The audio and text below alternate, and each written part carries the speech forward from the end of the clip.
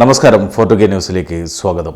ഇപ്പോൾ രാജ്യം സാക്ഷ്യം വഹിക്കുന്നത് വലിയ പ്രതിഷേധങ്ങൾക്കാണ്. രണ്ടാം കർഷക സമരത്തിനാണ്. ഒരു വർഷത്തോളം നീണ്ടുനിന്ന ആദ്യ കർഷക സമരത്തിൽ നൽകിയ വാഗ്ദാനങ്ങൾ ഒന്നും കേന്ദ്ര സർക്കാർ നടപ്പിലാക്കാത്തതിനാലാണ് വീണ്ടും കർഷകർ സമരവുമായി രംഗത്തിറങ്ങിയിരിക്കുന്നത്. സമരം തുടങ്ങിയപ്പോൾ മുതൽ പോലീസുകാർ കർഷകരെ അതിർത്തികളിൽ തടയുന്ന കാഴ്ചയ്ക്കാണ് രാജ്യം സാക്ഷ്യം വഹിച്ചത്. സമാധാനപൂർവ്വം നീങ്ങുന്ന കർഷകർക്ക് നേരെ കണ്ണീർ വാതകവും റബ്ബർ ബുള്ളറ്റ് ഉപയോഗിച്ചുള്ള വെടിവയ്പും പോലീസ് തുടരുകയാണ് ഇപ്പോഴും. അതിനിടെ സമരത്തിനിടെ 2 പേർ മരിക്കുകയും ചെയ്തു. നിരവധി ചർച്ചകൾ നടത്തിയെങ്കിലും കേന്ദ്ര സർക്കാർ കർഷകരുടെ പ്രധാന ആവശ്യങ്ങൾ അംഗീകരിച്ചില്ല എന്നതാണ് യാഥാർത്ഥ്യം. അതിനാൽ തന്നെ സമരവുമായി മുന്നോട്ട് പോവുകയാണ് കർഷകർ ചെയ്യുന്നത്. അത്തരത്തിൽ വലിയ രീതിയിൽ പ്രക്ഷോഭം മുന്നോട്ട് പോകുമ്പോഴിതാ അർദ്ധസൈനിക സേനയ്ക്കെതിരെ ഗുരുതര ആരോപണവുമായി രംഗത്തെത്തിയിരിക്കുകയാണ് കർഷകർ. ഹരിയാന പഞ്ചാബ് അതിർത്തിയായ ശംഭുവിൽ വാർത്താ സമ്മേളനത്തിലാണ് കർഷക നേതാക്കൾ ഇത്തരത്തിൽ ഒരു ആരോപണവുമായി രംഗത്തെത്തിയിരിക്കുന്നത്.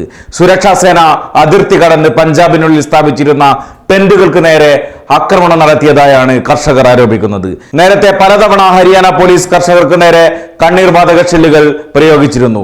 പഞ്ചാബിലേക്ക് കടന്ന് കർഷകരുടെ കൂടാരങ്ങൾ അർദ്ധസൈനികർ ആക്രമിക്കുകയും ചെയ്തതായി കർഷക നേതാക്കൾ ആരോപിച്ചു. സുരക്ഷാ സേന പിടിച്ചുകൊണ്ടുപോയ തങ്ങളുടെ 6 പേരെ കാണാനില്ല എന്നും കർഷകർ പറയുകയാണ്. യുദ്ധസമയത്ത് പോലും പാരാമെഡിക്കൽ ജീവനക്കാരെയും ഡോക്ടർമാരെയും ആക്രമിക്കാറില്ല. എന്നാൽ കനൌരിയിൽ അവർ മെഡിക്കൽ ക്യാമ്പുകളും പരിക്കേറ്റവരെ ചികിത്സിക്കുന്ന ഡോക്ടർമാരെയും ആക്രമിക്കുകയും ജനങ്ങളെ കൊള്ളയടിക്കുകയും ചെയ്യുകയാണ്. ഈ സർക്കാർ പ്രാകൃതമായാണ് പെരുമാറുന്നതെന്നും എല്ലാ അതിർവരമ്പുകളും ലംഘിച്ചിരിക്കുകയാണെന്നും കർഷക നേതാക്കൾ ആരോപിക്കുകയാണ്. ഹരിയാന പോലീസിനെയും അർദ്ധസൈനിക വിഭാഗത്തെയും അതിർത്തി കടക്കാൻ അനുവദിച്ചതിന് പഞ്ചാബ് സർക്കാർ ഉത്തരം പറയണമെന്നും കർഷക നേതാക്കൾ പറഞ്ഞു. വളരെ ഗുരുതരമായ ആരോപണമാണ് കർഷകർ ഈ വിഷയത്തിൽ ഉന്നയിച്ചിരിക്കുന്നത്. വളരെ ന്യായമായ ആവശ്യവുമായാണ് കർഷകർ രാജ്യ തലസ്ഥാനത്ത് എത്തിയിരിക്കുന്നത്. പക്ഷേ അവരുടെ ആവശ്യങ്ങൾ തിരസ്കരിക്കുന്ന നിലപാടുമായാണ് കേന്ദ്ര സർക്കാരും മോദിയും മുന്നോട്ട് പോകുന്നത്. കർഷകർക്ക് നേരെ നടപടിയെടുക്കാൻ പറയുന്ന മോദി രാജ്യത്ത് നടക്കുന്ന മറ്റു പ്രതിഷേധങ്ങളിൽ മിണ്ടാതെയിരിക്കലാണ് പതിവ്. മണിപ്പൂർ വിഷയം അതിന് ഏറ്റവും വലിയ ഉദാഹരണം തന്നെയാണ്.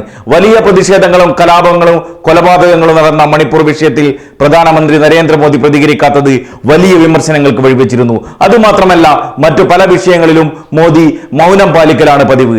വളരെ വലിയ രീതിയിലുള്ള പ്രതിഷേധങ്ങളുടെ മൗനം പാലിക്കുന്ന മോദി പക്ഷേ ന്യായമായ ആവശ്യം നേടിയെടുക്കുവാൻ തെരുവിലിറങ്ങിയ കർഷകരെ വളരെ ക്രൂരമായ രീതിയിലാണ് വേട്ടയാടുന്നത്.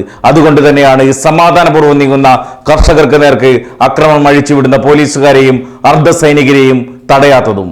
കർഷകരോട് പ്രധാനമന്ത്രി നരേന്ദ്രമോദി കാണിക്കുന്നത് നരനായാട്ട് എന്ന് തന്നെ നമുക്ക് ഉറപ്പിച്ചു പറയാൻ സാധിക്കും.